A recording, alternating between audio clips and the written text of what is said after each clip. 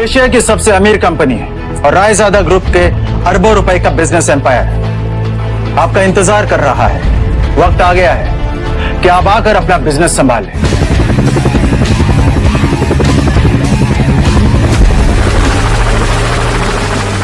अहान रायजादा, ऐसा वजनदार नाम मानो इंडिया की टॉप बिजनेसमैन फैमिलीज में से किसी एक का वारिस हो।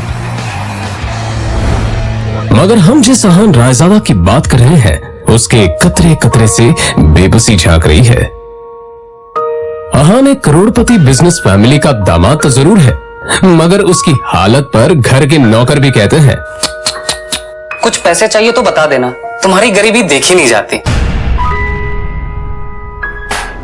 कहने को तो अहान जैसी रिच फैमिली के दामाद सड़कों पर महंगी कार दौड़ाते थे, मगर अहान की लाइफ में 3 चीजें आम थी। पहली चीज बेइज्जती, दूसरी चीज बहुत बेइज्जती और तीसरी चीज बहुत से भी ऊपर वाली बेइज्जती। और हाँ, कभी कभी वो किसी रईस को जब अपनी बीवी को एक महंगे होटल में खाना खिलाते देखता था तो वो खुद से कहता था, एक दिन अपना भी टाइम आएगा जब मैं महंगे सूट में ऐसी किसी महंगे होटल में अपनी बीवी शनाया को दर्शन के साथ खाना खिलाऊंगा। जब वो मेरे सीने से लग के एक रोमांटिक डुएट में मेरे साथ रोमांटिक कैंडल लाइट डांस करेगी ना तो वहां बैठे सारे रईसजादों के सीने पर सांप लौटेंगे।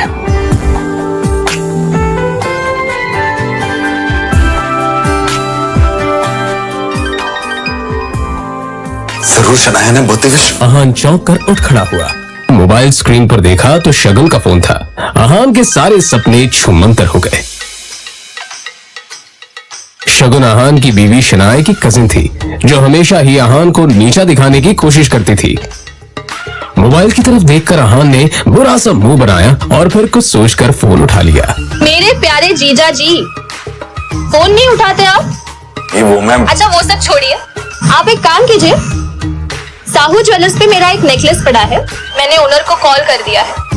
वहाँ जाके नेकलेस कलेक्ट करके मेरे घर पे आ जाइए। शगुन, मुझे बैंक जाना है और ये मैं बैंक जाने का तेवर किसी और को दिखाइएगा जीजा जी। वैसे भी आपको हमारे फैमिली के टुकड़ों पर ही पलना है ना? तो जितना काम कहा जा रहा है उतना कीजिए। और हाँ, नेकलेस के साथ में ओनर आपको 30,000 रुपए भी देगा। वो लेकर मेरे घर पे आ जाइए और 30,000 रुपए में से 1 रुपया भी कम नहीं होना चाहिए, समझे ना? देखो शगुन, आज तक मैंने कभी चोरी नहीं की है। और दूसरी बात यह कि अगर मुझ पर इतना डाउट है तो किसी नौकर को भिजवा के करवा लो। क्या है ना, बहस करने की इजाजत आपको है नहीं। तो जितना काम कहा जा रहा है उतना कीजिए। 1 घंटे के अंदर नेकलेस और पैसे लेकर मेरे घर आ जाइए। और फिर से कह रही हूँ, 30,000 रुपए में से 1 भी रुपया कम नहीं होना चाहिए। बाय। अरे है दीदी को बुलाओ यार, है दीदी।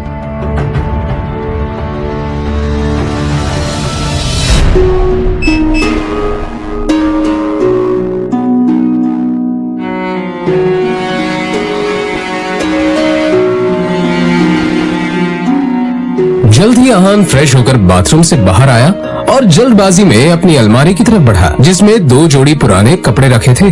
उनमें से जो सबसे साफ कपड़ा था, अहान ने उसे पहनने के लिए चुना।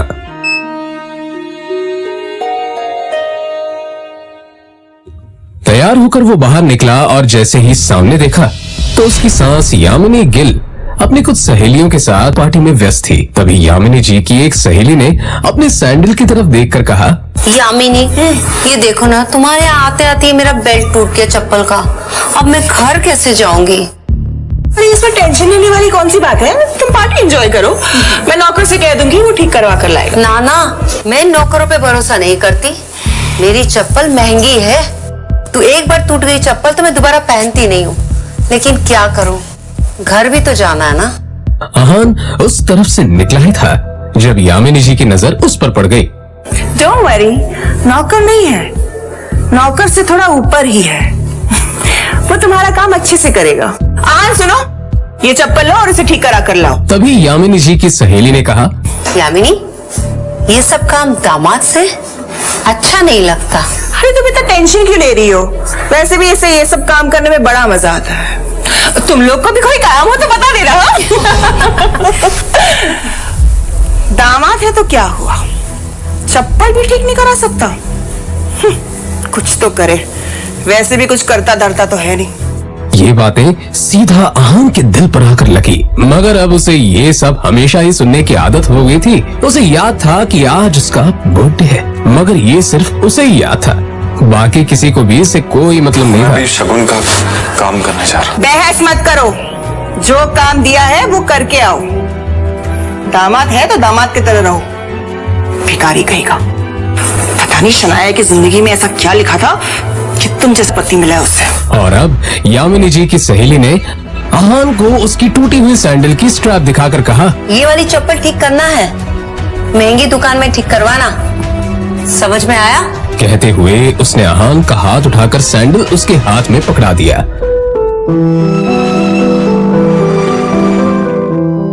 ना चाहते हुए भी आहान को यह काम करना ही पड़ रहा था।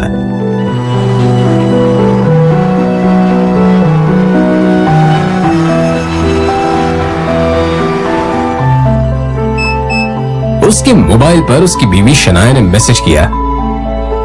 ये मैसेज पढ़ते ही आहान के होठों पर एक स्माइल आ गई और उसकी पूरे दिन की टेंशन जैसे गायब ही हो गई। आज पहली बार शनाया ने उसे ऑफिस बुलाया था। एक वही तो थी उसकी जिंदगी में जिसकी मुस्कुराहट देखकर वो खुद को जिंदा रखता था। शनाया का चेहरा देखे बिना आहान को चैन नहीं मिलता था और उसके बस में होता तो शनाया की हर एक खुशी के लिए खुद को लाखों बार कुर्बान कर देता। रास्ते में आहान को एक फूलों की दुकान मिली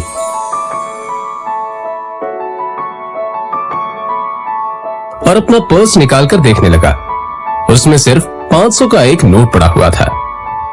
जैसे ही आहान वापस मुड़ा तो उसे शगुन का काम और अपनी सास के दिए हुए काम याद आ गए। उसने एक नजर घूर कर उस सैंडल की तरफ देखा और कहा, माफ करना आंटीज और सासू माँ, आप लोगों को सादर प्रणाम। तो शनाया से बढ़कर मेरे लिए और कुछ नहीं है। थोड़ी सी डांट सुन लेंगे आपसे। और फिर उस पैसे से आहान ने शनाया के लिए फूलों का वो बुके ले लिया। आज वो पहली बार गिल कंस्ट्रक्शन के ऑफिस जा रहा था, जो कंपनी गिल खानदान की थी। ये सोचकर आज वो फूला नहीं समा रहा था कि वहां उसका अच्छे से स्वागत होगा कि तभी सामने से आने वाले एक आदमी से आहान टकरा गया। उसका नाम देव मल्होत्रा था। यू इडियट, दिखाई नहीं देता तुम्हें? पता नहीं कहां से मुंह उठाकर चले आते हैं। इस ऑफिस में तुम्हारी खड़े होने की भी औकात नहीं और ऐसे टहल रहे हैं जैसे तुम्हारी खाले जी का घर है। कौन हो तुम? शायद देव मल्होत्रा ने भी उसके बदरंग कपड़ों से उसे नौकर या ऑफिस बॉय ही समझ लिया था। मल्होत्रा ने एक नजर नीचे पड़े बुके की तरफ देखा और फिर उसे अपने पैरों तले कुचल के बाहर निकल गया। आहान ने अपना सर झुकाए बस उस बुके की तरफ देखा। उधर शनाया अंदर से ये नजारा देख रही थी। तभी आहान की नजर शनाया पर पड़ी तो एक पल के लिए वो अपनी बेइज्जती भूल गया और वो शनाया के केबिन में दाखिल हो गया। वो शनाया की तरफ बढ़ा। अब जाने भी तो शनाया, जो हुआ मेरे साथ वो हुआ, और तुम इतना टेंशन क्यों ले रही हो? जो बात गई वो बात गई। तभी शनाया चीखते हुए बोली, दूर हटिए आप मुझसे, दूर हटिए। आप चले क्यों नहीं जाते मेरी जिंदगी से? नर्क बना रखी है मेरी जिंदगी। आहान को एकदम से झटका सा लगा। वो खुले मुंह से शनाया की तरफ देखता रह गया। तभी शनाया आगे बोली, पता नहीं कौन से बाबू की सजा मिल रही है मुझे। आप चाहते क्या? पापा ने हम दोनों की शादी जबरदस्ती करवाई थी, वरना आप तो कभी मेरे लायक थे ही नहीं। और आज भी आपको पति कहते हुए मुझे शर्म आती। अरे हाथ में ड्राइवर नहीं था इसलिए आपको बुला लिया, पर मुझे क्या पता था कि मेरा पति इस काम के भी लायक नहीं है। यहां आकर आपने मेरे सबसे पुराने क्लाइंट मिस्टर मल्होत्रा को नाराज कर दिया है। अब कैसे होगा काम मेरा? आंखों में आंसू लिए शनाया ने आगे कहा, मैं जहां पर भी जाती हूँ आप मुझे बेइज्जती के सिवा और कुछ नहीं दे सकते। सिर्फ एक बदनुमा दाग बनकर रह गए हैं आप मेरी जिंदगी पर। इतना कहकर शनाया केबिन के बाहर निकल आई। तभी रास्ते में पड़े बुके की तरफ देखकर शनाया ने कहा, है ये सब? क्या गंदगी फैला रखी है यहाँ पर? फेंको इसे डस्टबिन में। फूल को अपने पैरों से कुचलते हुए आगे बढ़ गई।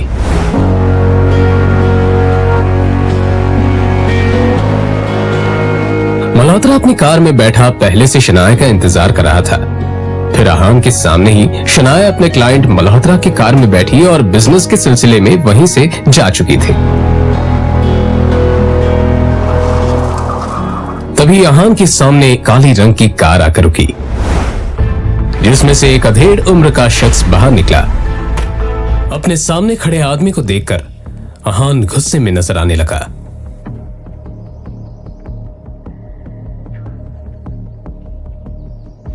मिस्टर विक्रम, आप यहां पर क्या कर रहे हैं? यंग मास्टर, मैं आपको लेने के लिए आया हूं। देखिए, मैं आपके साथ बहस तो नहीं कर सकता। मैं भी आपके पिताजी का एक नौकर ही हूं। पर हाँ, उन्होंने जो काम बोला है वो तो मुझे करना ही होगा।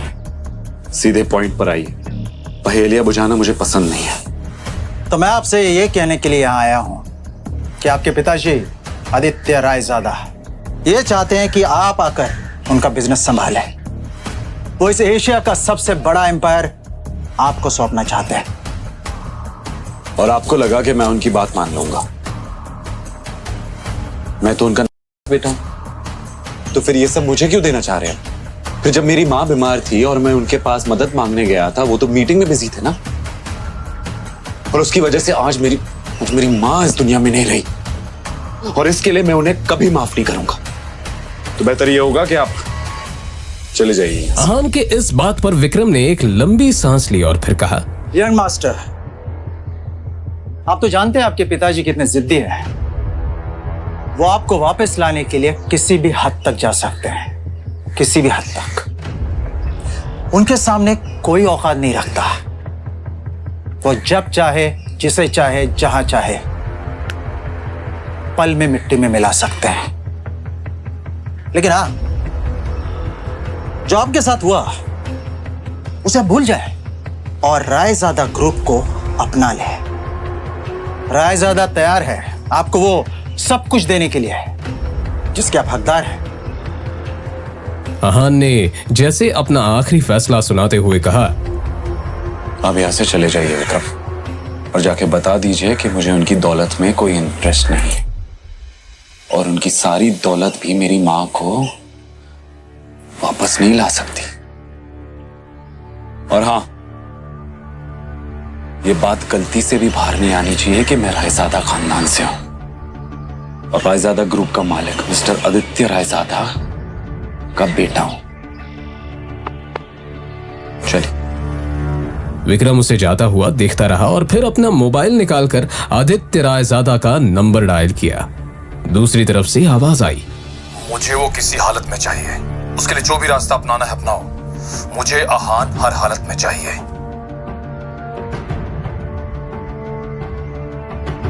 यंग मास्टर, आपको आना ही होगा। इधर आहान कुछ ही देर में अब अपने घर पहुंच चुका था। लगी घड़ी में देखा तो शाम के 7 बज चुके थे। अपने आसपास देखते हुए उसने कहा, तभी अचानक ही आहान का मोबाइल बज उठा। उसने स्क्रीन पर देखा तो यामिनी जी का फोन था। फोन उठाते ही दूसरी तरफ से आवाज आई, कहाँ थे तुम? हाँ, तुम्हें पता है ना, तुम्हारी वजह से मेरी सहेलियों के सामने मेरी कितनी बेइज्जती हुई है। और तुम्हारा फोन क्यों नहीं लग रहा है? हाँ, मैं अभी घर वापस आ गई हूँ। ये बताओ, तुम्हारा फोन क्यों नहीं लग रहा है? माँ जी, शनाया को लेने गया था, उसका फोन। तो फोन दो उसे, उसका फोन भी नहीं लग रहा है। लेकिन माँ जी, शनाया तो मेरे साथ नहीं आई। पर अभी तो तुमने कहा कि तुम उसे लेने गए थे। हाँ, मगर वो अपने किसी क्लाइंट के साथ। आहान का इतना ही कहना था कि तभी यामिनी जी उस पर चिल्लाते हुए बोली, रात होने को आई है और तुम कह रहे हो कि वो किसी क्लाइंट के साथ है। तुमने कुछ गड़बड़ की होगी, इसलिए तुम्हारे साथ वो आई नहीं। अच्छे दामाद तो तुम बन नहीं पाए, कम से कम अच्छी पति तो बनो। तुम्हारे पास 1 घंटा है, किसी भी तरह शनाया को ढूंढकर इस घर में वापस लाओ। आहान ने शनाया का नंबर डायल किया तो वो नहीं लग रहा था। अब सच में उसे शनाया की फिक्र होने लगी थी। Come on Shanaya, pick up the phone. वो लगातार शनाया को फोन लगाता रहा मगर उसका फोन नहीं लगा। अब परेशान होकर अहान बाहर निकला। अहान के बारे में भले ही मल्होत्रा को नहीं पता था मगर अहान देव मल्होत्रा के बारे में कई बार शनाया के मुंह से सुन चुका था कि मल्होत्रा उसका पुराना क्लाइंट है और उसका एक नाइट क्लब भी है। अंदर बेहद ही शोर शराबा था और लोग शराब पीकर नाच रहे थे। अहान ने चारों तरफ देखा पर कहीं भी उसे शनाया नजर नहीं आई। तुम यहाँ, तुम्हारी हिम्मत कैसे यहाँ आने की?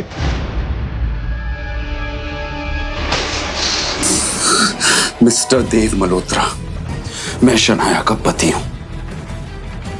जी तो कर रहा तुम्हें अभी के अभी जान से मार दूं, पर मेरे हाथ बंधे हुए हैं क्योंकि शनाया को तुम पर बहुत भरोसा है।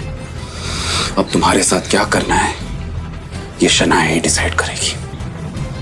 आउट।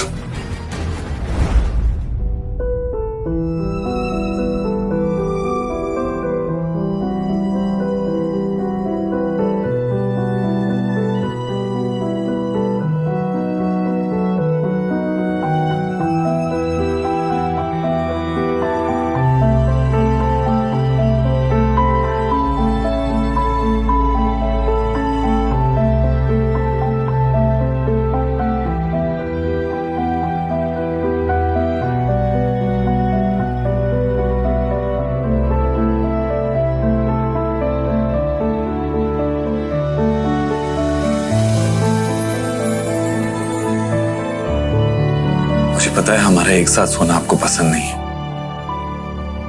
पर आज रात आपको इसी कमरे में सोना पड़ेगा। आप ऐसी हालत में नहीं हो जो मैं आपको अकेला छोड़ दूं।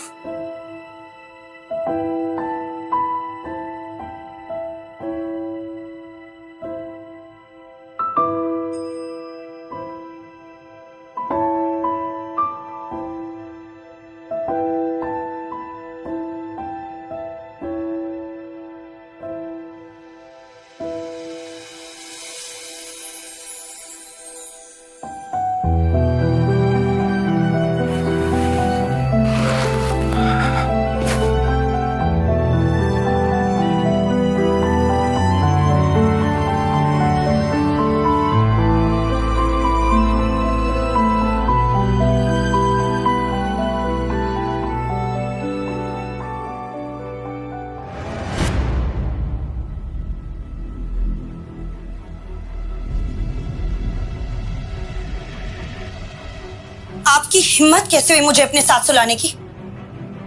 कैसे आई मैं यहाँ? कैसे आई हूं मैं यहाँ?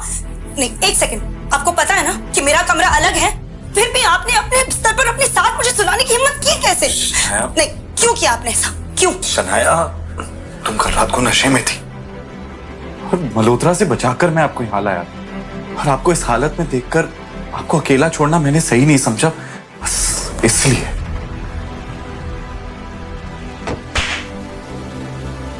अब शनाया को बीती रात की सारी घटना याद आ गई जब देव मल्होत्रा ने उसके ड्रिंक में कोई दवा मिला दी थी और फिर उसका फायदा उठाना चाहा था। मुझे याद आ गया कि मेरे साथ कल क्या हुआ था।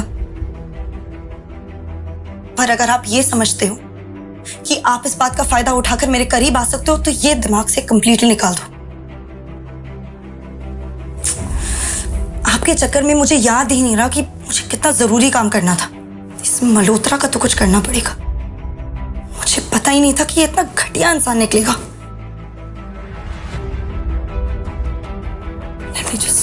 कहते हुए शनाया ने अपना लैपटॉप खोला और ईमेल चेक करने लगी, तभी उसे सामने जो दिखा उससे शनाया एकदम से शॉक्ड हो गई। वो हैरानी से ईमेल पढ़ते हुए बोली, ये कैसे हो सकता है? इस ऑफिसर ने मेरे ड्रीम प्रोजेक्ट को अप्रूव करने से मना कर दिया। तभी अचानक ही शनाया का मोबाइल बजने लगा।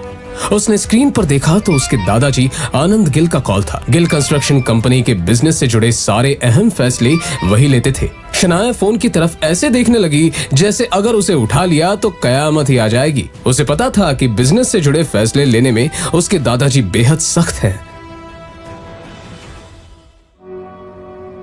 हमारे हमारी कंपनी के सबसे बड़े प्रोजेक्ट को तुमसे वापस लिया जा रहा है और साथ ही अब तुम इस फैमिली बिजनेस से अलग रहोगी।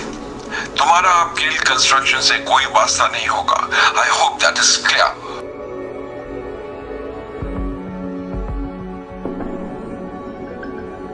अब ये सब जो कुछ भी है मेरी सरदर्दी है और ये सब मैं खुद ही हैंडल कर लूंगी। इस एक मेल की वजह से मुझसे मेरा ड्रीम प्रोजेक्ट छीना गया। दादाजी ने कहा है कि वो मुझसे प्रोजेक्ट वापस ले रहे हैं और सिर्फ यही नहीं, मुझे कंपनी से भी बाहर किया जा रहा है। मगर ऐसा कैसे हो सकता है? एक प्रोजेक्ट की वजह से कोई भी किसी को कंपनी से कैसे निकाल सकता है? और अगर अप्रूवल नहीं मिला, इसमें आपकी क्या गलती है? मैंने कहा ना कि मैं ये सब खुद हैंडल कर लूंगी। मुझे लगता है कि आपको एक बार दादाजी से मिलकर इस मामले में बात करनी चाहिए। इतना बड़ा फैसला फोन पर नहीं कर सकते। शनाया, दुनिया मुझे निकम्मा समझती है और शायद आप भी मुझे ऐसे ही समझते हैं। अब एक बार अपने इस निकम्मे पति को भी मौका देकर देख लो। ओह, तो आप अपने आप को बड़ा तीसमार खान समझते हैं ना? क्या कर लेंगे आप? मेरे साथ चलो और अपने दादाजी से बात करो।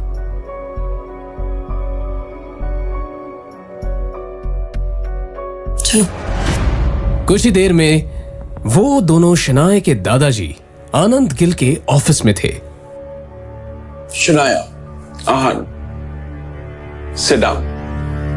देखो शनाया, बिजनेस के मामले में मैं बहुत साफ हूं। मैंने जो फैसला लिया है गुस्से में आकर नहीं और ना ही जज्बात में आकर लिया है। ये नई बिल्डिंग का प्रोजेक्ट गिल कंस्ट्रक्शन का बहुत बड़ा सपना था जो अब तक मुकम्मल नहीं हुआ। वाई? दादाजी, आई फील लाइक क्योंकि तुमसे ये काम नहीं हो पा रहा। मैंने ये प्रोजेक्ट तुम्हारे कजन सौर्य को दे दिया है। आज से वो इस प्रोजेक्ट को हैंडल करेगा। तुम घर पर बैठकर आराम करो। पर दादाजी, ये प्रोजेक्ट मेरा सपना है दादाजी। मुझे नहीं पता क्या कमी रह गई जो हमें अप्रूवल्स नहीं मिले, बट आई प्रॉमिस यू किसी भी हाल में मैं अप्रूवल्स लेके रहूंगी। दादाजी प्लीज शौर्या को ये प्रोजेक्ट देने से पहले मुझे एक आखिरी मौका दीजिए प्लीज दादाजी। ठीक है, मगर ये काम आज ही होना चाहिए। I hope I am clear on that. जी दादाजी, एब्सोल्युटली।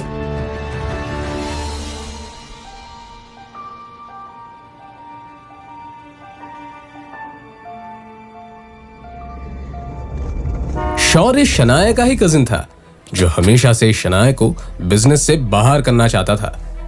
उसकी हसरत थी कि एक दिन वो इस बिजनेस एम्पायर को हासिल कर ले और इसके लिए शनाया को वो हर हाल में पीछे छोड़ना चाहता था।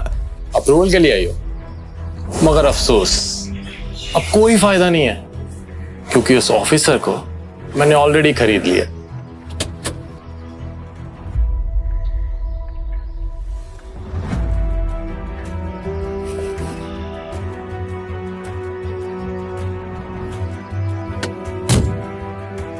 बाइक पे तो बड़ी मस्ती कर रहे थे। मिस्टर सक्सेना,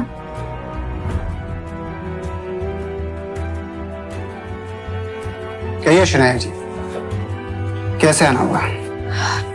गिल कंस्ट्रक्शन की जो बिल्डिंग है उसके सारे डॉक्यूमेंट्स कंप्लीट है और हर जगह पर सारे नियमों का पालन भी किया गया है। बावजूद इसके हमें अप्रूवल नहीं मिला। क्या मैं आपसे पूछ सकती हूँ कि आपने ऐसा क्यों किया? मैंने इन्हें ऐसा करने बोला था। कामिनी, तुम यहाँ? हाँ, मैं यहाँ, मैं यही काम करती हूँ। और ये जिस सक्सेना से तुम बात कर रही हो ना, वो मेरा पति है शनाया। जब मुझे पता चला कि तुम्हें हमारे अप्रूवल की जरूरत है तो मैंने ही इन्हें ऐसा करने से मना कर दिया। आज मेरा पति वो जगह पे है जहाँ वो तुम्हारा काम बना भी सकता है और बिगाड़ भी सकता है। लेकिन तुम तो बहुत पैसे वाली हो ना शनाया, तू जाओ करवा लो अपना काम, जिससे भी करवा सको। कामिनी, जो कुछ भी हुआ वो सब मेरी गलती थी। मैं बहुत नासमझ थी। प्लीज अगर हो सके तो सब भूल जाओ। मैं नहीं भूल सकती शनाया, मैं नहीं भूल सकती उस दिन को शनाया, जिस दिन मेरी शादी तय हुई थी और ये बात मैं तुम्हारे साथ सारी सहेलियों को बता रही थी, और तुमने मेरे बेरोजगार पति के बारे में सुनकर सबके सामने उसका मजाक उड़ाया था और मेरा भी मजाक उड़ाया था। सारी सहेलियां हंस रही थी मेरे ऊपर और मैं रोते हुए वहां से आई थी। कामिनी देखो, वो सब मेरी नासमझी थी और मैं बहुत ज्यादा शर्मिंदा हूँ। शर्मिंदा होने से काम नहीं चलेगा शनाया, उस दिन का बदला तुम्हें आज चुकाना होगा। बेइज्जती के बदले बेइज्जती होनी चाहिए। मतलब ये तुम्हारा पति है ना, इसने आज तक कौन से झंडे गाड़ दिए शनाया? अरे इसकी तो मेरे पति के बराबर खड़े रहने की भी औकात नहीं है, और मैंने सुना है कि ये घर जमाई बनकर रहता है। कामिनी अब तुम गलत बोल रही हो। मैंने अभी कुछ कहा ही कहा है शनाया।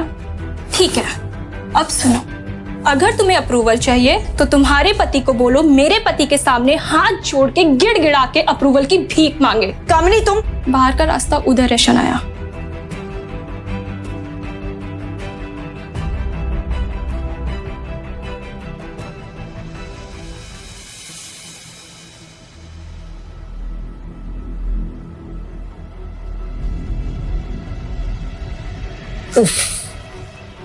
शायद काम हुआ नहीं।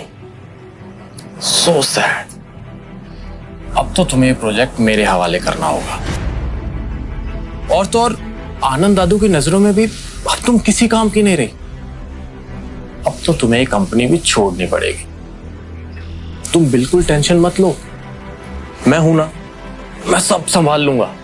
तुम बस घर पर आराम करो अपने उस निकम्मे पति के साथ, उसकी बीवी बनकर। और वो तुम्हारा पति कहां रह गया? वापस नहीं आया तुम्हारे साथ?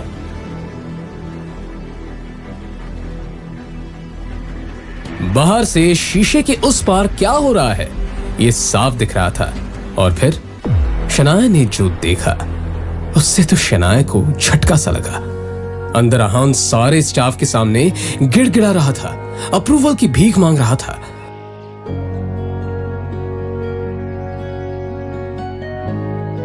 सचमुच बहुत प्यार करता है तुमसे, तुम्हारे लिए कुछ भी कर सकता है। वैसे कहां से मिला तुम्हें ये? खैर मुबारक हो, तुम्हें तुम्हारा अप्रूवल मिल चुका। मगर ये कैसे हो सकता है? मैंने तुम्हारे पति को पैसे दिए हैं। वो तुम्हें वापस मिल जाएंगे। मेरे लिए मेरा बदला ज्यादा जरूरी था।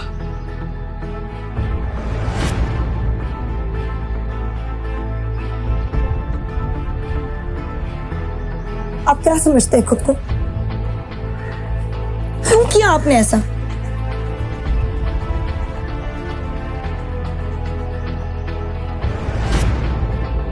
तुझे क्या लगता है कि तेरे ऐसा करने से शनाया को सब कुछ वापस मिल जाएगा? मैं इसे कहीं का नहीं छोड़ूंगा।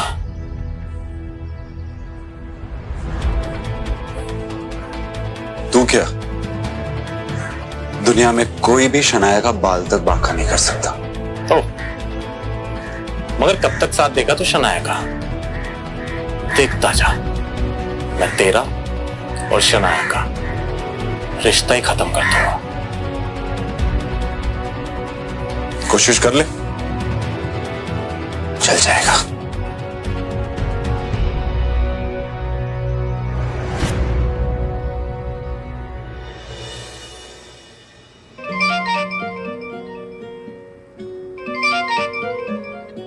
जी दादाजी। तुम्हारी कामयाबी की खुशी में हमने आज पुराने घर पर पार्टी रखी है। तुम आहान के साथ आ जाना। जी दादाजी, थैंक यू, हम आ जाएंगे।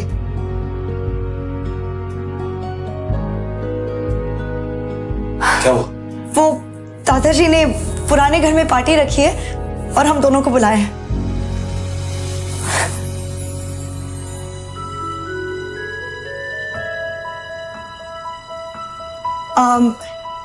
मेरा मतलब है कि पार्टी में बुलाया है, पर इसमें इतना खुश होने वाली बात ही नहीं है। उन्होंने कहा है कि आप सिर्फ हमें छोड़ने चलेंगे बस।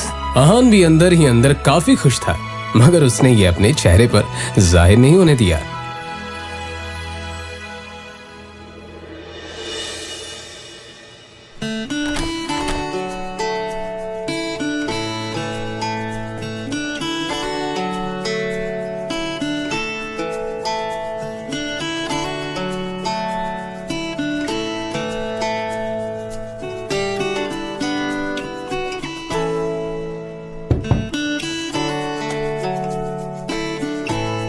इतना हैरान होने की कोई जरूरत नहीं है। अपने लिए कुछ कपड़े मंगवाए थे, पसंद नहीं आए। दुकानदार पैसे वापस ही नहीं कर रहा था, तो मैंने सोचा आपके लिए कुछ मंगवा।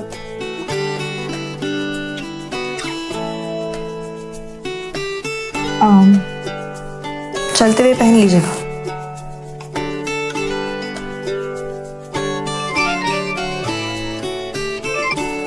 हाँ शगुन बोलो। शनाया, ये शॉपकीपर बोल रहा है कि तुमने आहान के लिए स्पेशल ऑर्डर देके सूट बनवाया है। क्या चल रहा है ये सब? तो मैं आहान के लिए कुछ करूं तो उसमें गलत क्या है? फोन रखो, बाद में बात करते हैं। इस पार्टी में कुछ तो ऐसा करना पड़ेगा जिससे आहान और शनाया की बेइज्जती भी हो जाए और गलती भी आहान की हो। शौर्य, ऐसा होगा कैसे? इस गरीब सड़क छाप पे इतना महंगा सूट कुछ जम नहीं रहा है। शनाया, वेलकम बच्चा। Aahan, welcome to the party. Come, let's have a drink. आ जाओ। शनाया भी पता नहीं आजकल इसे कुछ ज्यादा ही भाव देने लग गई है। पता नहीं क्या हो गया इसे। सही कहा, आजकल कुछ ज्यादा ही उछल रहा है। अब देखो मैं क्या करता हूं।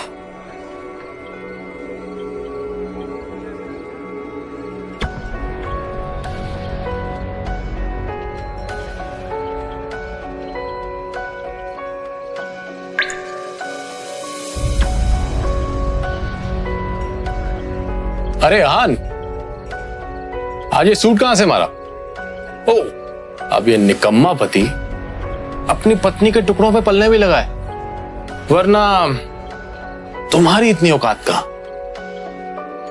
कि तुम इतना महंगा सूट पहन सको। अरे जीजा जी, इसकी बातों का बुरा मत मानिए आप। अब आखिर जीजा जी घर जमाई है ना। अब घर जमाई तो अपने ससुराल के टुकड़ों पर ही पलता है ना? और आप अपनी पत्नी के पैसों पे ऐश कर रहे हो, तो इसमें गलत क्या है? अच्छा सॉरी, लेकिन शगुन, तुम्हें लगता है कि शनाया इससे प्यार करती है? तुम्हें ऐसा क्यों नहीं लगता? वो देखो, अपने पति को छोड़कर। वो तो है। गौरव हमेशा से ही शनाया को पसंद करता था, मगर फिर उसकी शादी शगुन के साथ हो गई। बावजूद इसके गौरव अब भी कोई मौका नहीं छोड़ता था, इसलिए अब भी वो उस पर ट्राई करता रहता था। हाँ, ये बात अलग थी कि शनाया गौरव को जरा भी भाव नहीं देती थी।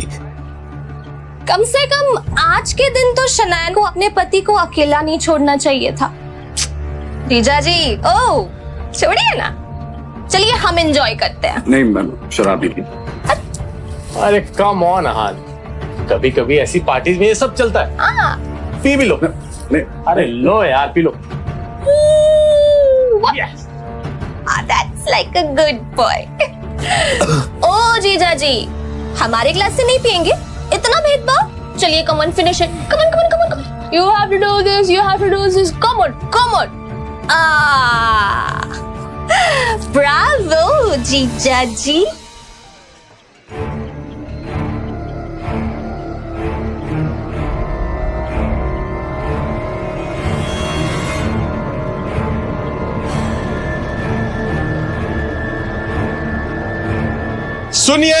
सुनिए, ये है हमारे घर के दामाद। इनमें बहुत सी खूबियां हैं, और ये किस खानदान से हैं, इनका पेशा क्या है, आज ये सब बताएंगे कि इन्होंने क्या सोचकर हमसे रिश्ता जोड़ा।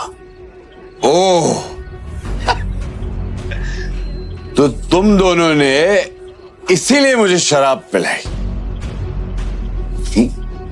अब अगर इतनी जिज्ञासा हो ही रही है तो सुनो।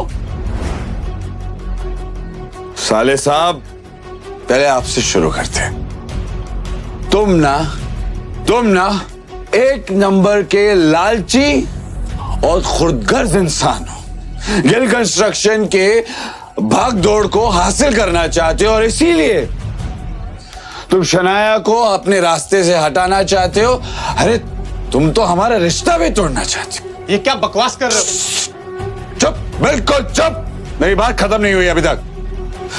हाँ, तो तुम इस बिजनेस को हासिल करने के लिए तरह तरह की चालें चलते हो। अपने बाप नीरज गिल के साथ मिलकर दादाजी की चपलूसी करते हो और उन्हें शनाया के खिलाफ भड़काते हो। Stop it. आखिर ये हो क्या रहा है यहाँ? दादाजी। वैसे भी दादाजी, आपका क्या कहना? दिखाने को तो आप शनाया को मौका देते रहते हो, लेकिन अंदर ही अंदर आप शौर्य को ज्यादा चाहते हो। इसीलिए तो आपका हर एक फैसला शौर्य के हक में और शनाया के खिलाफ होता है। You are disgusting. जाओ यहां से। आहान, अपनी हद में रहो। ये हमारे दादाजी हैं। तुमसे उम्र, रिश्ते और औहदे में सबसे बड़े हैं। शगन, ओ शगन, तुम्हारी कमी थी। क्या है, मुझे पता है कि शनाया के खिलाफ तुम और शौर्य अब एक हो चुके हो। आखिर तुम शौर्य के चाचा की बेटी जो हो। अंदर ही अंदर तुम एक दूसरे के बारे में जो भी कहो, पर जब बात शनाया की आती है, मुझे पता है कि तुम दोनों एक हो जाते हो। इसीलिए मुझे शराब पिलाई ताकि तुम मेरी बेइज्जती कर सको, है ना? पर तुम लाख कोशिश करो, मैं शनाया के साथ हूं और मेरे होते हुए शनाया का कोई कुछ नहीं बिगाड़ सकता। सच कहूं, शौर्य तो एक शनाया ही है जो तुम सबसे ज्यादा टैलेंटेड है। सबका ख्याल करती है, सबका फिक्र करती है, लेकिन भेदभाव भी उसी के साथ हो रहा है। अपनी ये बकवास बंद करो। ऑलरेडी बहुत बेइज्जती करवा चुके हो तुम। निकल जाए यहां से। तू कल भी शनाया की जूती के बराबर था और आज भी वही है। आज तुम दोनों ने बेशर्मी की सारी हदें पार कर दी। किसी को नीचा दिखाने के लिए कोई इतना गिर सकता है, ये मैं पहली बार देख रही हूं। आज के बाद आहान को कुछ भी कहने से पहले एक बात याद रखना, ये मेरे पति हैं और जो तुम लोगों के लाख कोशिशों के बावजूद भी ना बदल नहीं सकते। इसलिए अगली बार आहान के साथ कुछ भी गलत करने की कोशिश की ना, तो मुझसे बुरा कोई नहीं होगा। चलिए। ये सब क्या है शौर्य? ये आहान हमारे खानदान पर धब्बा बन चुका है आंटी। और ये शनाया, ये इसी के साथ रहना चाहती है। हाँ, लेकिन हम कर भी क्या सकते हैं? शनाया के पापा ने इस मुसीबत को हमारे गले बांध दिया है। कर सकते हैं, हम बहुत कुछ कर सकते हैं। अगर आप चाहें तो हम इनका रिश्ता भी खत्म कर सकते हैं। रियली? मगर कैसे?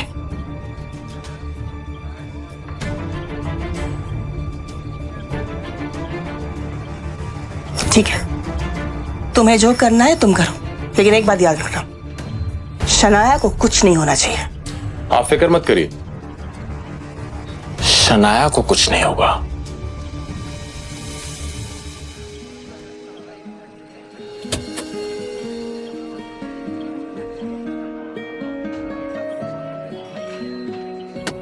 आज जो कुछ भी हुआ है उसे भड़काने में जरूर शौर्य और शगुन का हाथ है। मगर जो भी हो, आखिरकार आहान के दिल में छुपी हुई फीलिंग्स तो सामने आ गई। अब मैं कॉन्फिडेंट हूँ कि आहान भी वही महसूस करता है जो मैं करती हूँ।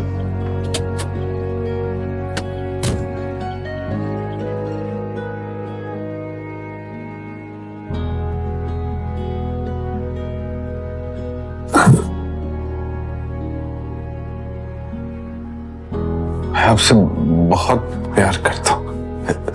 सॉरी, जो भी हुआ ना उसमें मेरी कोई गलती नहीं। सब ना हमें अलग करना चाहते, मगर मैं ऐसा होने नहीं दूंगा। मैं आपके साथ रहूंगा, आपको कभी अकेला नहीं छोड़ूंगा।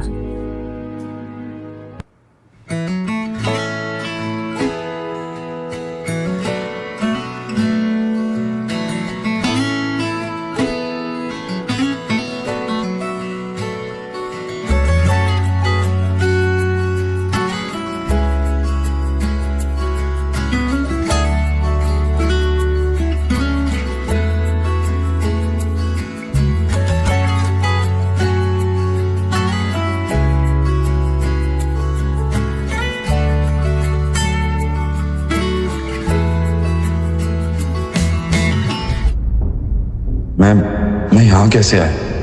क्या हुआ मेरे साथ? कल रात को काफी ज्यादा हो गया था। अब मैं शनाया को कैसे फेस करूंगा? खैर, देखा जाएगा।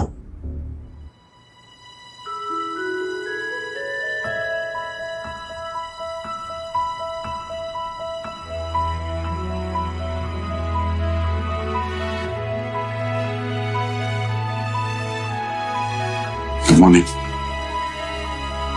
कल रात जो भी हुआ उसके लिए मैं बहुत शर्मिंदा हूँ। कल रात को आपको फिर से मेरी वजह से तकलीफ हुई, उसके लिए हो सके तो मुझे माफ कीजिए। कल रात के लिए रियली सॉरी। कॉफी तो ले लो।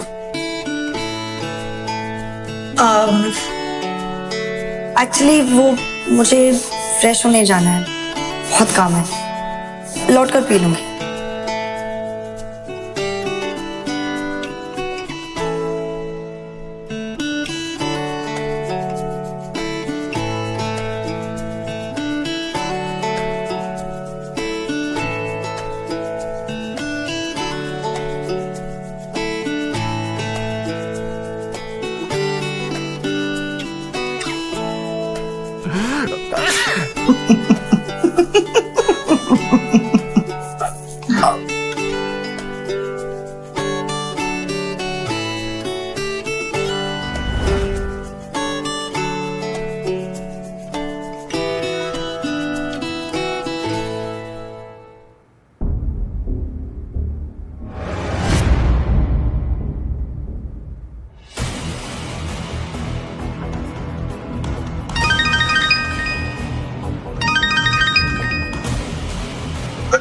विक्रम बोल रहा हूँ। अब आप क्यों फोन कर रहे हैं? अपने फैसले के बारे में क्या सोचा है यंग मास्टर? मैंने आपसे कितनी बार कहा है मेरा पीछा छोड़ दीजिए। मुझे बार बार फोन मत कीजिए। मैं नहीं चाहता कि कोई भी जाने कि मैं एक अमीरजादा हूं। ये बात सीक्रेट ही रहनी चाहिए।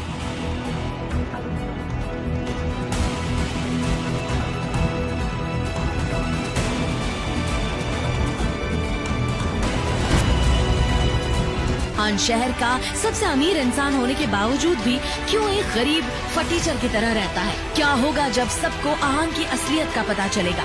शनाया ने किस मजबूरी में आकर एक गरीब फटीचर आहान से शादी की? क्यों आहान इतनी बेइज्जती सहकर भी शनाया से इतना प्यार करता है? इन सभी सवालों के जवाब के लिए नीचे दिए गए लिंक पर क्लिक करके इंस्टॉल कीजिए पॉकेट FM और फ्री में सुनिए दुनिया भर में हंगामा मचाने वाली ये जबरदस्त कहानी सीक्रेट अमीरजादा।